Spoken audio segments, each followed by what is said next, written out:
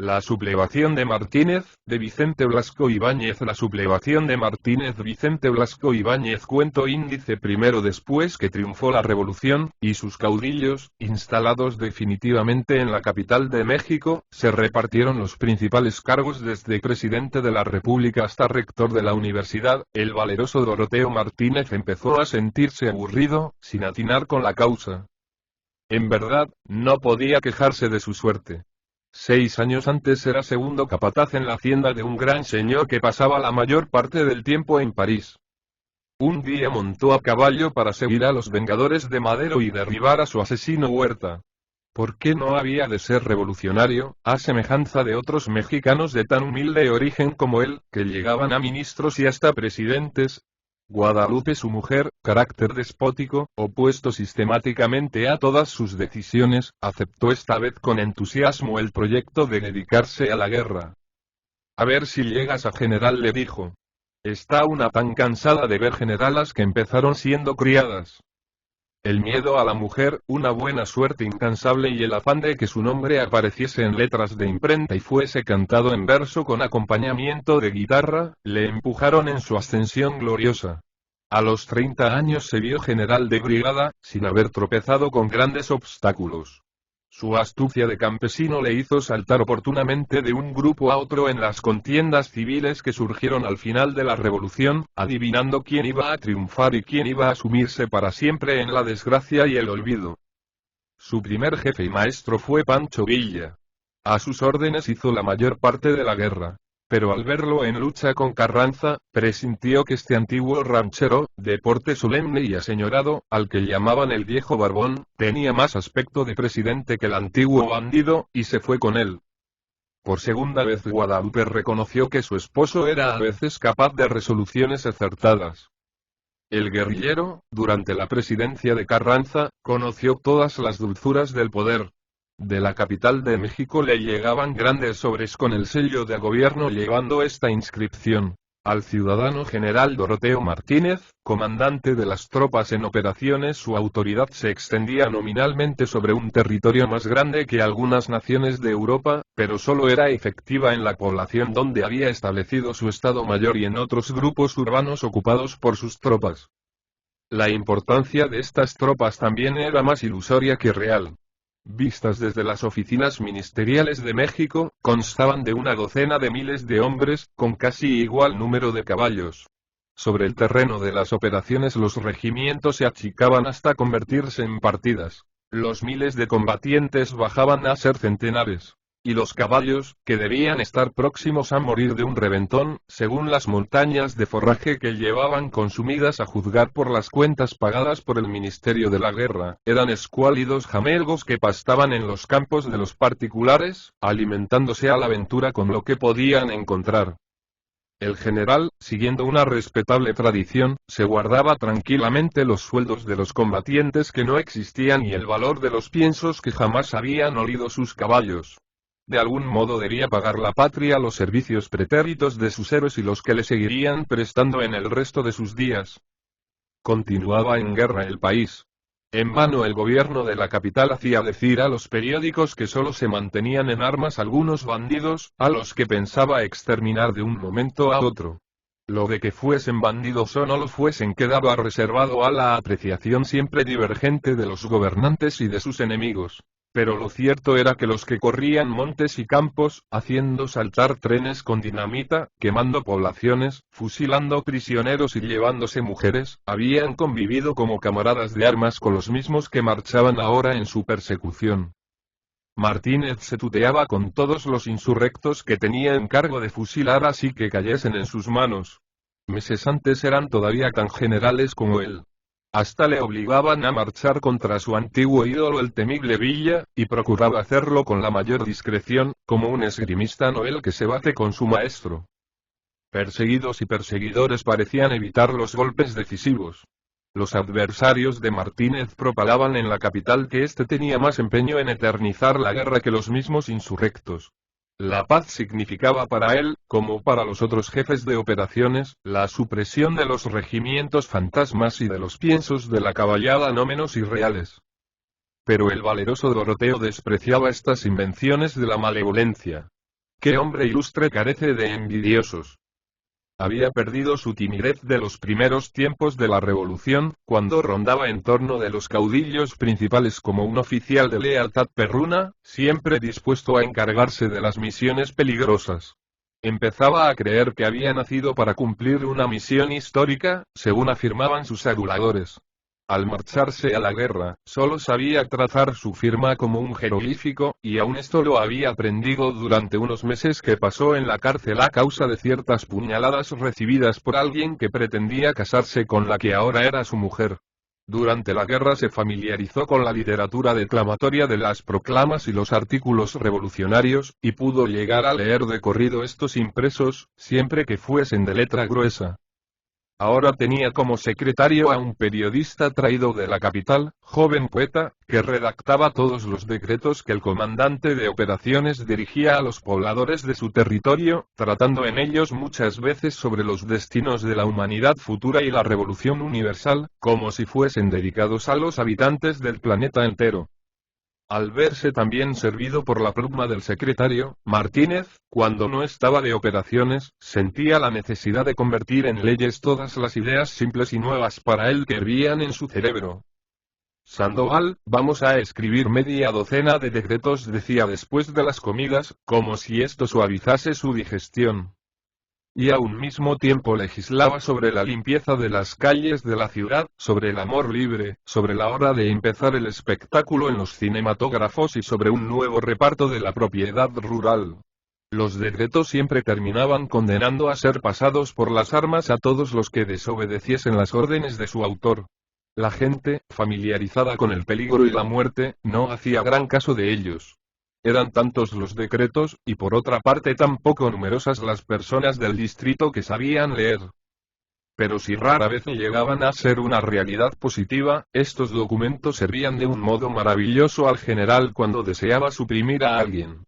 Siempre ocurría que este importuno había desobedecido alguna de sus leyes tan minuciosas y tan diversas, y el consejo de guerra que se reunía en el foyer del teatro de la ciudad no necesitaba discutir mucho para enviar al acusado al cementerio, lugar donde se verificaban los fusilamientos de rebeldes, evitándose de este modo las molestias de una larga conducción de los cadáveres. Estos castigos extremados apenas alteraban la popularidad de Martínez. ¿Qué general no había hecho otro tanto? En el populacho, medio indio, persistía el alma de sus crueles ascendientes, los cuales veneraban a sus dioses cuanto más sedientos se mostraban de sangre y según el número de víctimas a las que se extraía el corazón en sus altares. Además, Martínez casi gozaba honores de gloria nacional. Su secretario rara vez lo designaba por su apellido. Era por antonomasia el héroe de Cerro Pardo, lugar donde había batido a los soldados de la tiranía durante la revolución. Otros generales se veían venerados como semidioses por haber perdido un brazo o una pierna. Martínez había perdido una oreja en Cerro Pardo, y mostraba con orgullo su sien mocha en las ceremonias oficiales. Pero con una guedeja de su largo cabello procuraba ocultar la falta del pabellón auditivo, siempre que, abusando de la adormecida fiereza de la generala, se atrevía a visitar a ciertas señoras admiradoras de su heroísmo. Muchas de las comunicaciones que enviaba Sandoval al gobierno de México eran devueltas con una nota pidiendo un estilo más claro, por considerar el texto incomprensible. El héroe se indignaba. Para esto hemos hecho la revolución. En el Ministerio de la Guerra no hay más que gente atrasada, reaccionarios que no pueden entender lo que es el simbolismo. Como todos los simples que solo han recibido una instrucción primaria y tardía, amaba con entusiasmo el estilo complicado y los neologismos que exigen largas explicaciones. El libro más interesante de la época presente iba a ser la historia del general Doroteo Martínez, obra voluminosa que estaba escribiendo su secretario.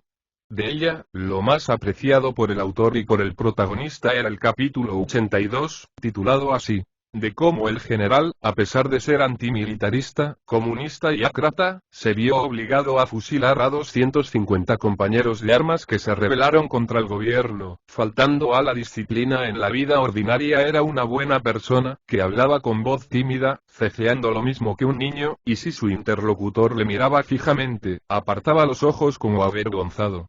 Los efectos de su bondad y su sencillez se extendían hasta Europa. Como ejercía una autoridad de procónsul sobre su comarca natal, una de sus primeras disposiciones fue apoderarse de la gran propiedad en la que había trabajado como humilde capataz. El propietario, residente en París, recibió de él una carta dulce y respetuosa. Venga usted por aquí, patroncito. Tendré un verdadero gusto en verle. Arreglaremos cuentas sobre su hacienda. Le manifestaré mi agradecimiento por sus bondades con este su antiguo servidor, pero el propietario, que era mexicano y conocía a su gente, no pensó un momento en volver a un país donde los capataces se convierten en generales. Se sentía mejor cerca de los Campos Elíseos, aunque tuviera que recurrir a préstamos y trampas para compensar las rentas que ya no llegaban del otro lado del océano. Prefería ver el arco de triunfo con hambre, antes que la sonrisa melosa y los ojos terriblemente dulces del héroe de Cerro Pardo. Los comerciantes de la ciudad, extranjeros todos ellos que daban parte a Martínez en sus negocios y no se atrevían a acometer empresa alguna sin tenerle por consocio, le habían regalado por suscripción una espada artística y un uniforme de general. Este uniforme, mezcla de japonés y de alemán, quedó en una silla, bajo la mirada pensativa del héroe. La gorra con entorchados deslumbrantes y un águila de oro enorme, los bordados de las mangas y las hombreras, parecían herir su vista. Yo soy un ciudadano, dijo a su secretario. No olvide usted, Sandoval, de repetirlo en el libro. Yo soy un ciudadano, y estos uniformes son los que perdieron a muchos de mis camaradas que han muerto fusilados por traidores. Y como él prefería ser ciudadano, siguió usando sus trajes civiles, una indumentaria soñada sin duda en sus tiempos de pobreza como algo magnífico y quimérico. Trajes de paño azul celeste o verde esmeralda, corbatas y pañuelos con las cintas del arco iris, productos de fábricas misteriosas de Inglaterra o los Estados Unidos, cuya existencia ignora el común de los mortales y que parecen trabajar únicamente para la elegancia masculina de los trópicos. Una placa de esmalte con un águila, fija en una de sus solapas, revelaba a los demás mortales su condición de general. Pero un día se mostró en los salones del antiguo palacio del obispo, convertido en comandancia de armas, vistiendo el deslumbrante uniforme. Somos débiles, Sandoval dijo melancólicamente. Me lo he puesto para dar gusto a la generala. Un viejo tendero español, el iniciador de la suscripción, se entusiasmó al verle. Estás más hermoso que el sol. Pareces Bismarck, pareces Hindenburg. Así deberías ir todos los días, Doroteíto. Y le acariciaba el vientre con suaves palmadas. Era el único que podía tutearle, como un privilegio de la época en que el general frecuentaba la tienda del gachupín como simple peón, llevándose al fiado de comer y de beber. Además, este personaje opulento y respetable era el que se encargaba de figurar como único contratista en todos los servicios de las tropas. Para darle gusto, así como a su Guadalupe, se sacrificó al fin el general, vistiendo su uniforme de gala siempre que estaba en la ciudad. Al salir de operaciones volvía a cubrirse con el enorme sombrero mexicano, poco menor que un paraguas, única prenda uniforme de sus soldados en tiempo ordinario. Su gloria y su poder no encontraban obstáculo alguno en el rincón de la República sometido a su autoridad. Los jóvenes empleados en los ministerios de la capital se agrupaban para reír, leyendo en voz alta las comunicaciones enviadas por el héroe de Cerro Pardo. Los grandes periódicos comentaban con una ironía algo miedosa las sublimidades laberínticas de su estilo. Pero el presidente y los ministros restablecían el prestigio del héroe. Martínez, algo tonto y vanidoso, pero un hombre leal, un soldado fiel, y además un héroe. Era tan común en la historia del país la traición, el sublevarse los generales contra el gobierno con las mismas tropas facilitadas por este, que Doroteo resultaba un personaje excepcional. Todo cuanto hiciese se lo tolerarían los gobernantes. Firmemente asegurado en su situación, no temía a Dios ni a los hombres. Únicamente una persona le infundía miedo, su mujer. Y cuando el capataz Doroteo dejó de trabajar para irse con los revolucionarios, Guadalupe no dudó un momento en seguirle. Un mexicano debe ir a todas partes con su mujer, hasta a la guerra. Lo mismo los defensores del gobierno que los revolucionarios, llevaban con ellos a sus mujeres, apodadas soldaderas, que eran las que remediaban la ausencia de administración militar, cuidando cada una del alimento de su hombre. Durante las marchas iban a vanguardia, rodeadas de enjambres de niños y con las ropas de la familia formando un lío sobre su cabeza. Lo robaban todo, arrasaban los campos, como una nube de langosta, y cuando las tropas hacían alto, encontraban ya la hoguera ardiendo y la comida en su punto. Los primeros contactos entre ambos bandos los realizaban casi siempre las dos vanguardias de soldaderas. Olvidando momentáneamente su antagonismo, se vendían unas a otras lo que consideraban superfluo. El defensor del gobierno, por mediación de su compañera, facilitaba víveres al rebelde. Otras veces ocurría lo contrario. La moneda carecía casi siempre de valor en estas transacciones. El bando falto de municiones solo quería vender su pan a cambio de cartuchos, y el que los tenía los entregaba, ansioso de comer, sin fijarse en que, horas después, estos mismos proyectiles podían darle la muerte. Al entablarse el combate, las soldaderas y sus enjambres de chiquillos se retiraban a retaguardia. Otras veces, si el momento era angustioso, la hembra se mezclaba en la pelea para sostener al compañero herido y seguir tirando con su fusil. Guadalupe vivió así. Hizo marchas interminables a pie a la grupa del caballo de su hombre.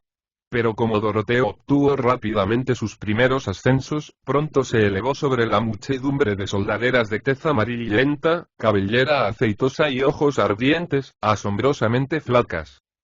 Fue la capitana Martínez, luego la comandanta, y ya no tuvo que avanzar al trote junto a los jinetes, llevando sobre su cabeza el colchoncillo y las ropas que constituían el ajuar andante del matrimonio.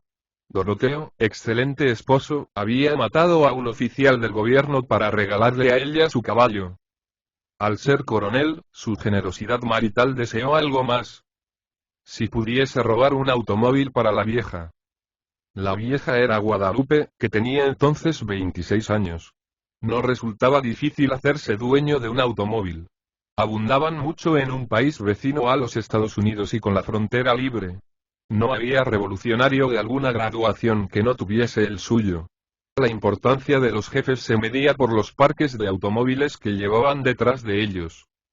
Y la coronela hizo la guerra en un vehículo americano. Su adquisición solo costó a Martínez 2 palabras breves y el apoyar su revólver en el pecho del primitivo dueño. El chofer era un mestizo de enorme sombrerón y descalzo, que llevaba el fusil entre las dos manos fijas en el volante. Dentro iba Guadalupe y toda su casa. Un lío de colchones, 2 sacos para la ropa sucia, una criadita mestiza que se sentaba a sus pies, 3 gatos y un perro en la banqueta, junto a la señora, y un loro que se paseaba por la capota recogida, sirviendo de remate trasero a este vehículo triunfal. Todos los automóviles ignoraban la limpieza desde muchos meses. La lluvia y el barro habían cubierto su exterior con una costra parda y agrietada. Parecían forrados de piel de elefante. Como la esposa de Martínez era relativamente esbelta, su vehículo se limitaba a chillar por la falta de aceite y de aseo. Otros tenían un muelle roto y saltaban sobre sus ruedas, acostándose como una barca próxima a zozobrar. Siempre se inclinaban del lado donde acostumbraba a sentarse la generala o la ministra, con la abrumadora majestad de su centenar de kilos carnales. Los revolucionarios marchaban como lo permitían las exigencias topográficas. Unas veces en fila, extendiéndose leguas y leguas. Otras en masa horizontal a través de las llanuras, llevando en torno un segundo ejército de mujeres y chiquillos. Lo mismo habían avanzado en otros siglos las grandes invasiones históricas. Eran como las antiguas naciones en marcha, que arrastraban detrás de ellas los seres y los muebles que forman la familia. Algunas veces llegaban a ser 20.000, todos a caballo, sin medicamentos, sin víveres, confiando al azar la vida del día siguiente. Cada uno hacía la misma recomendación al camarada. Si me hieren en el pecho o en el estómago, dame un tiro en la cabeza. Prefiero esto a quedar vivo junto al camino. No podían ser considerados como caballería, a pesar de que todos iban montados. Carecían de armas blancas y no podían dar una carga. Eran infantes que solo echaban pie a tierra en el momento de empezar el fuego contra el enemigo. Hasta los generales llevaban el rifle atravesado sobre el delantero de la silla. La única infantería era la de los yaquis, indios montañeses que no habían querido aprender de los conquistadores españoles el arte de cabalgar y mostraban aún cierta repugnancia ante el caballo. Estos yaquis figuraban como enemigos de todos los gobiernos desde la época de Porfirio Díaz, que cometió el sacrilegio de implantar en sus tierras el telégrafo y el ferrocarril. Se dejaban convencer fácilmente por los revolucionarios, con la esperanza de que estos les librasen de innovaciones vergonzosas. En los combates eran los únicos que se batían avanzando. La muchedumbre montada, al emprender su marcha todos los amaneceres, veía a los yaquis tranquilos en su campamento, como si pensasen quedarse allí. Cuando al llegar la noche, después de una larga jornada a caballo, se detenían para descansar, encontraban instalados ya a los mismos indios en el lugar designado de antemano, como si hubiesen llegado volando y sin fatiga aparente.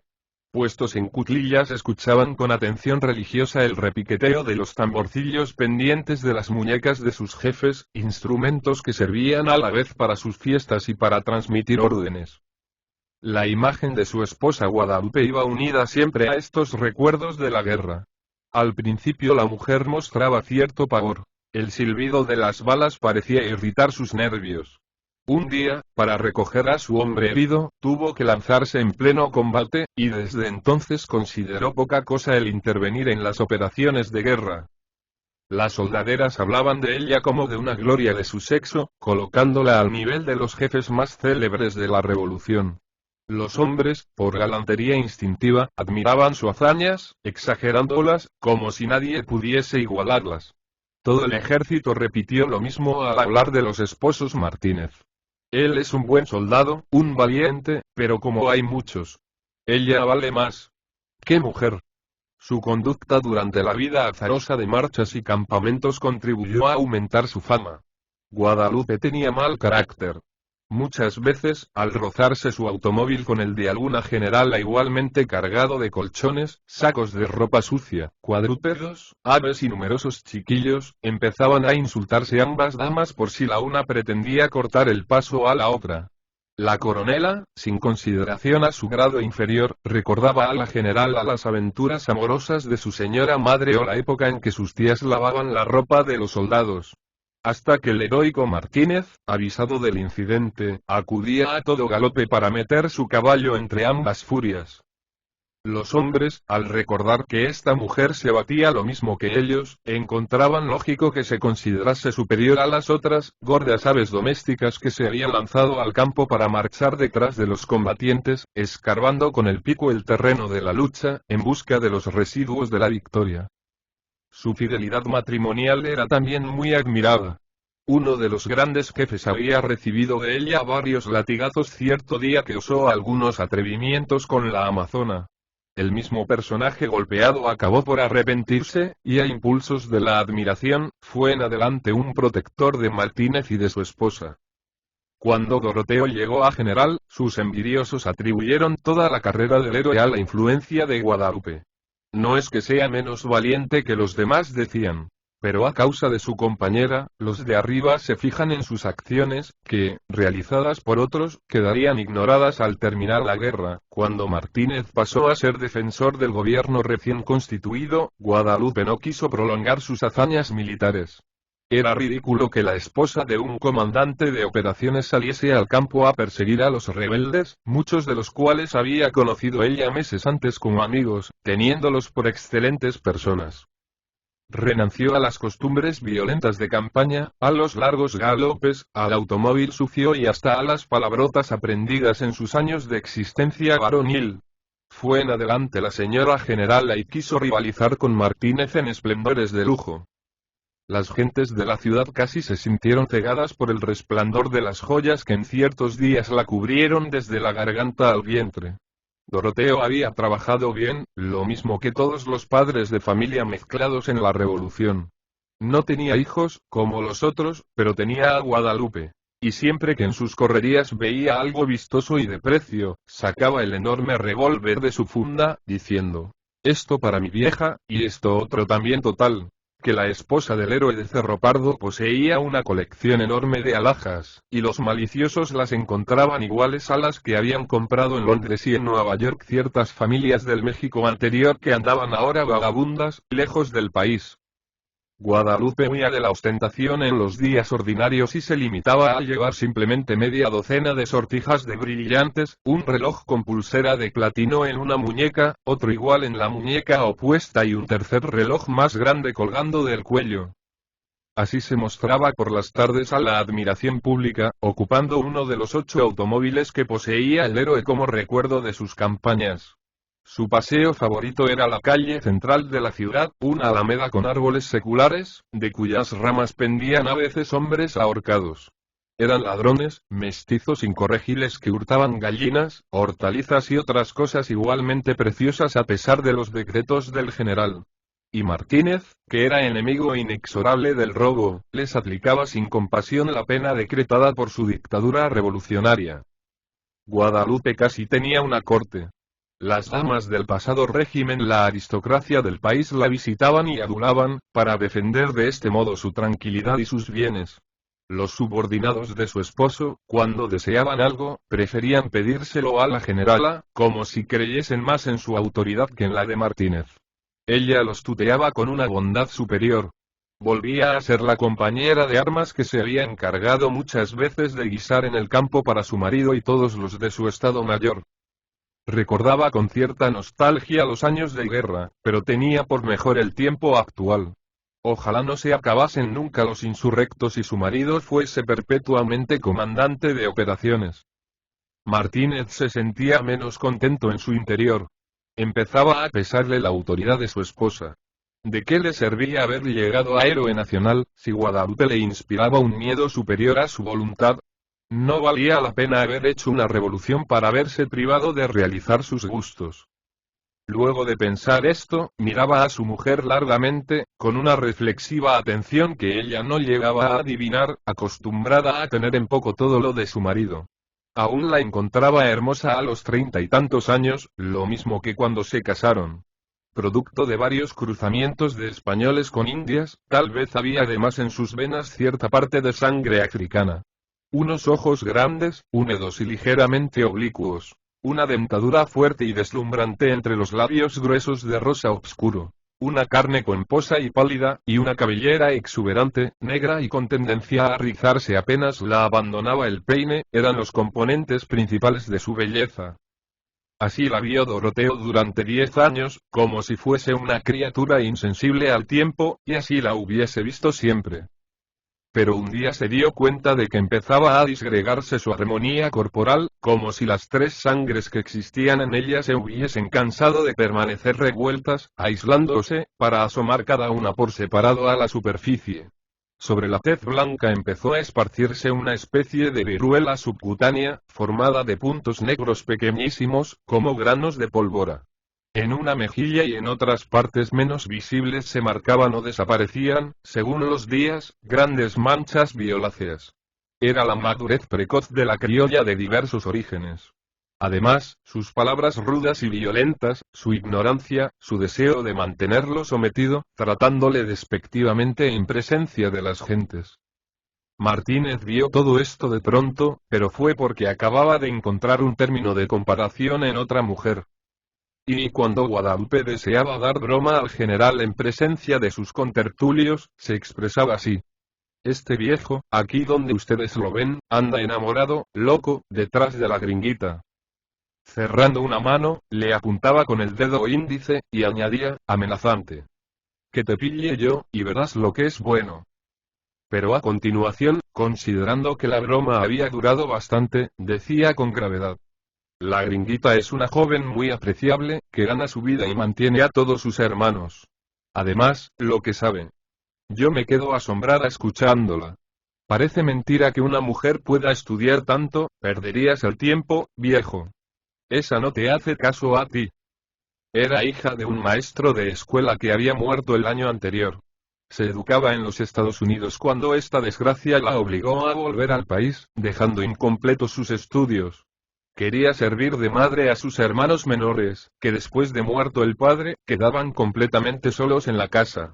6 años de vida en Nueva York habían desfigurado a esta joven mexicana, dándole otras costumbres y hasta un aspecto físico completamente diferente.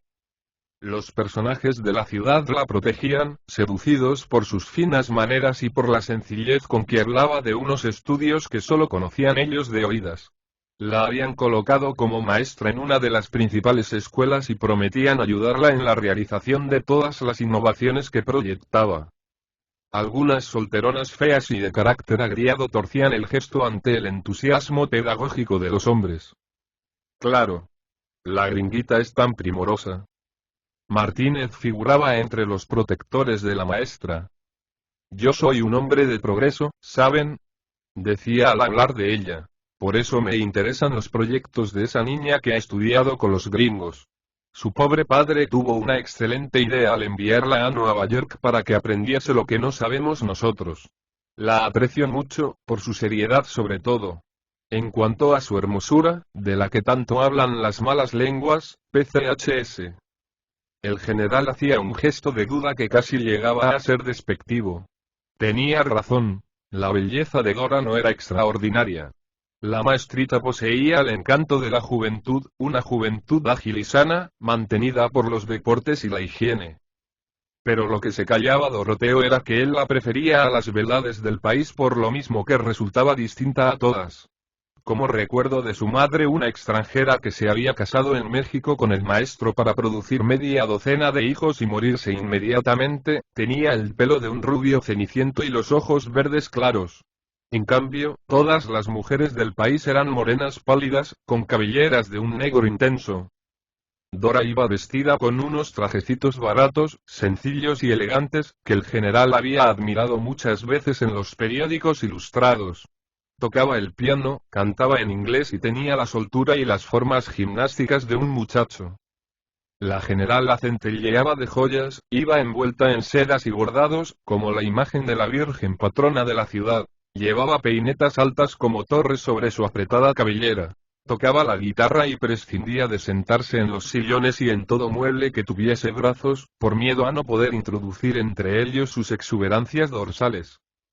Cuando la maestrita se ponía bajo un rayo de sol, su cutis blanco parecía dorarse con la luminosidad de un vello finísimo semejante al de los frutos en sazón. Igual había sido Guadalupe en otros tiempos, pero ahora un bigote cada vez menos discreto empezaba a entenebrecer su boca. El héroe visitaba con frecuencia la escuela de Dora, lanzando discursos a los niños, en los que repetía que la revolución se había hecho especialmente para el fomento de la enseñanza. También se apresuraba a entrar en el salón de su mujer siempre que le avisaban que la maestrita hacía tertulia a doña Guadalupe. Delante de la gente balbuceaba preguntas sobre los progresos de los gringos, abriendo los ojos con asombro cuando la joven le hablaba de la grandeza de su amada Columbia University, en la que había pasado sus mejores años. Usted dirigirá una universidad igual o parecida, señorita. Yo se lo prometo. El gobierno dará los millones que se necesiten para construirla. Y si no los da, soy capaz de, en fin, ¿qué no haré yo por la instrucción? ¿Qué no haré por...?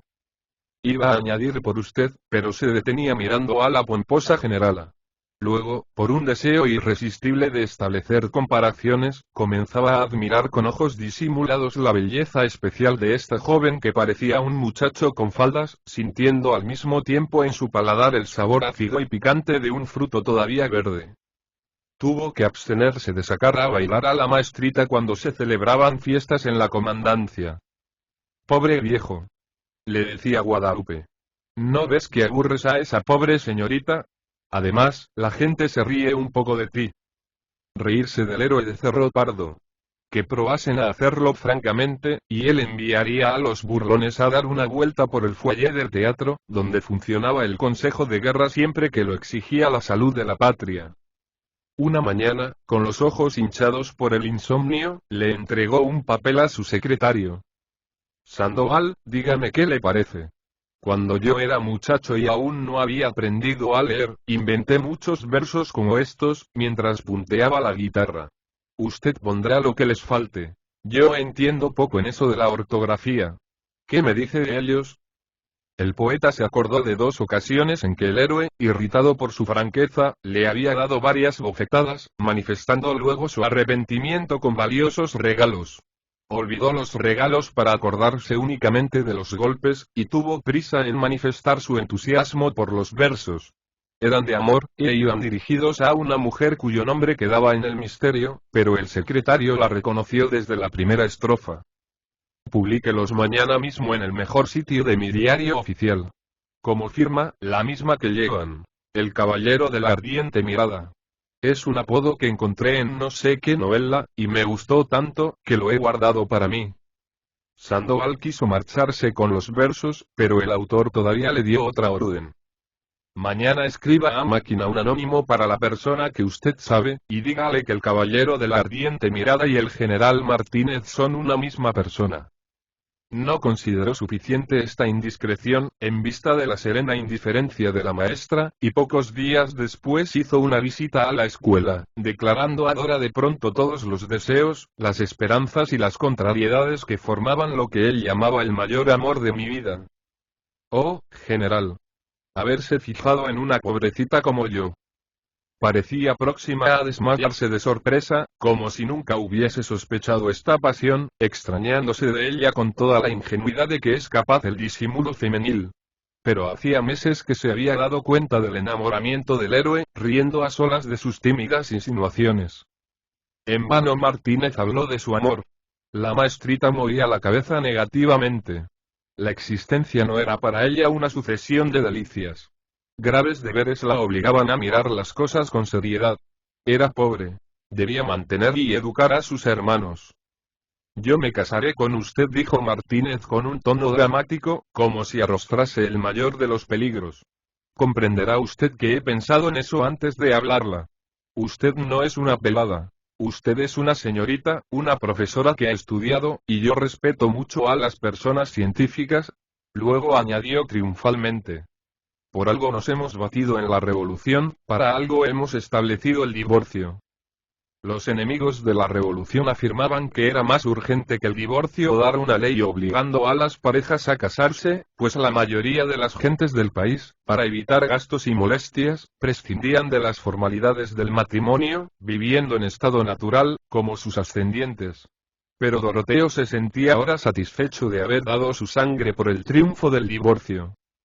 Dora no participaba de este entusiasmo.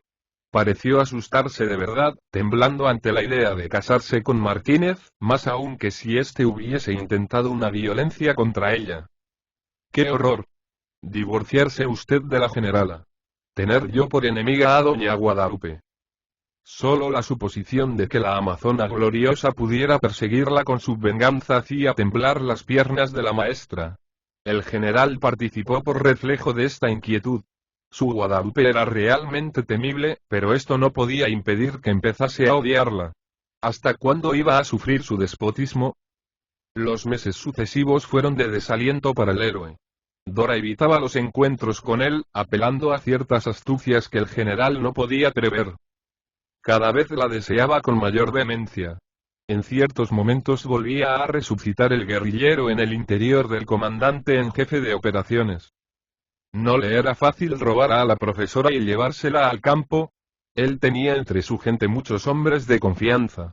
Pero a continuación se acordaba de sus enemigos, de los periódicos de la capital, de que Dora era una persona científica y el asunto metería ruido.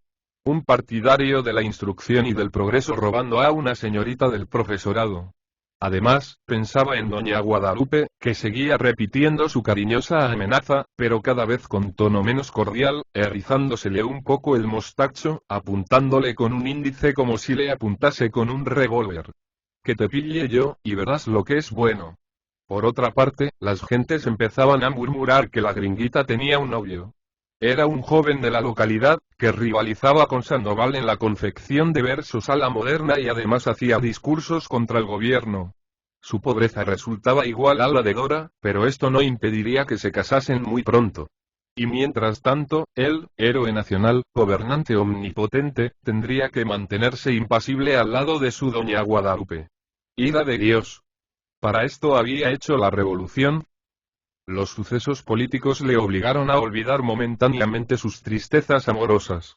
El viejo Barbón fue derribado de la presidencia de la República por varios generales, antiguos amigos de él y de Martínez.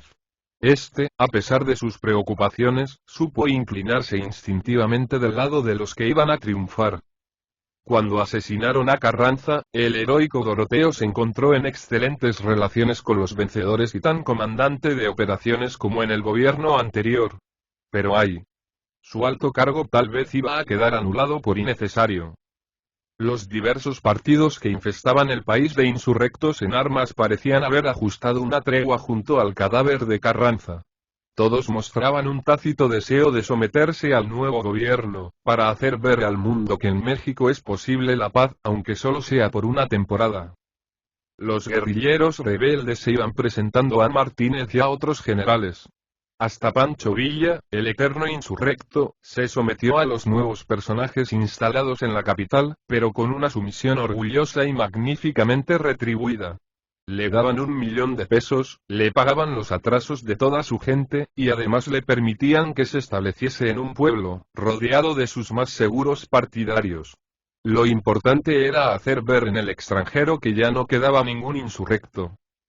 Martínez se irritó al enterarse de lo que le regalaban a su antiguo maestro, como si esto representase una injusticia para él. Sea usted leal, decía con amargura, manténgase disciplinado, y no le darán nada, pensar que no me he sublevado nunca y siempre he estado con los gobiernos. Doña Guadalupe se preocupaba más aún que su esposo del nuevo estado político. Los gobernantes de ahora eran compañeros de revolución a los que no habían visto en varios años. Era preciso buscar un puesto de reposo bien retribuido, hasta que hubiesen otra vez insurrectos en el campo y jefaturas de operaciones. La verdadera historia de México no iba a cortarse para siempre. Pensó en la conveniencia de que Martínez hiciese un viajecito a la capital para reanudar amistades. Luego dudó de sus condiciones para este trabajo. Era mejor que fuese ella.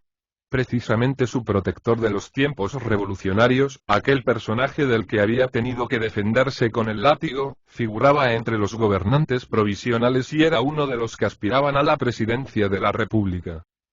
Los periódicos de la capital anunciaron la llegada de la generala Martínez, digna compañera del héroe de Cerro Pardo. Y pocos días después ocurrió el hecho inaudito, inexplicable, que produjo más emoción y extrañeza en el país que la mayor parte de las revoluciones anteriores. Una mañana, los habitantes de la ciudad gobernada por Martínez vieron agruparse en el paseo de la Alameda y la plaza principal varios centenares de jinetes con grandes sombreros y la carabina apoyada en un muslo. Los jefes gritaban indignados. Han violado la Constitución. Los transeúntes empezaron a correr para meterse en sus casas. Que hubiesen violado a la Constitución les importaba poco. La pobre estaba hecha a estas pruebas y podía considerarse la persona más violada de todo México. En su vida no había servido para otra cosa. Pero la gente, que se imaginaba vivir libre por algún tiempo de la calamidad de las sublevaciones militares, huía miedosa al ver que volvían a empezar. Martínez, con botas altas, 2 revólveres al cinto y su gran sombrero campesino de fieltro adornado con el águila de general, escuchaba a su jefe de Estado Mayor. Todo está listo. Nuestra gente se muestra conforme. Ya se aburría de tanta paz. ¿Qué grito damos? Han violado la Constitución. Abajo el gobierno, dijo gravemente el caudillo. Eso ya lo hemos gritado, general. Pero falta un viva. ¿A quién le damos viva? Martínez se rascó la cabeza por debajo del sombrero. No sé, esperemos. Hay que pensarlo. Yo veré qué personaje quiere ponerse a la cabeza de nuestra revolución. No faltará alguno. Debemos salvar la patria. Por el momento, los sublevados solo pudieron gritar, han violado la Constitución. Pero ellos, por su parte, también deseaban violar algo. Y como en toda sublevación mexicana bien ordenada y que se respeta, empezaron por asaltar, carabina en mano, las tiendas de los extranjeros o a derribar sus puertas si estaban cerradas, llevándose el dinero y los géneros. Además, golpearon e hirieron a unos cuantos olvidadizos del pasado que se atrevían a protestar y hablaban de sus cónsules, como si las revoluciones de los años anteriores no les hubiesen enseñado nada. Los soldados querían terminar pronto su trabajo. Estaban enterados del programa de todo general que se subleva en una ciudad. Lo primero es marcharse antes de que lleguen las fuerzas mejor organizadas que guarnecen la capital con toda su artillería. Después vuelven a ellas y han adquirido nuevas fuerzas en el campo. Lo mismo ocurrió esta vez. Doroteo Martínez se fue de la ciudad con sus leales. Pero como necesitaba consolarse de que hubiesen violado a la Constitución, se llevó a viva fuerza a Dora. Sus hermanitos lloraron mostrando los puños impotentes a un automóvil en el que gritaba y se agitaba la maestrita sin poder librarse de sus raptores. Todo el resto de la nación se asombró tanto como el vecindario de la ciudad. Una sublevación no tenía nada de extraordinario. En 10 años no se había visto otra cosa. Pero sublevarse Martínez, que siempre había estado de acuerdo con los que mandaban. En el Palacio de México, el presidente provisional, los ministros y los personajes que dirigían al gobierno se miraban con extrañeza al comentar este acto inexplicable. ¿Pero qué le ha dado a ese hombre? ¿Qué es lo que busca? Si deseaba algo, no tenía más que haberlo pedido. El asombro les hacía suponer fuerzas ocultas y temibles detrás del sublevado. Algunos hablaron de meter inmediatamente en la cárcel a varios personajes de la capital para someterlos a un consejo de guerra. El poderoso caudillo que pasaba por ser el protector de Martínez y de su esposa parecía más indignado que los otros, para librarse de este modo de toda sospecha de complicidad. Precisamente cuando hablaba de la conveniencia de fusilar a un hombre que no se había sublevado nunca y solo se decidía a hacerlo cuando los antiguos insurrectos acordaban mantenerse en paz, anunciaron a la generala Martínez. Entró doña Guadalupe. Muchos de los presentes, que eran jóvenes y tenían aficiones literarias, creyeron ver la imagen de la venganza. Parecía con más bigote. Los ojos le brillaban de tal modo, que era difícil mirarla de frente. Sobre la torre de su cabellera temblaba un gran sombrero de terciopelo que había sustituido momentáneamente a la gran peineta de su vida de salón. ¿Le parece a usted bien lo que ha hecho ese imbécil?, gritó el protector antes de saludarla. No merece que... Pero se detuvo, impresionado por el aspecto de la generala. Nunca la había visto tan interesante, ni aun cuando se defendió de él con el látigo. Vengo a pedir al gobierno, dijo solemnemente la amazona, que me dé el mando de un batallón. Yo me encargo de batir a ese sinvergüenzón.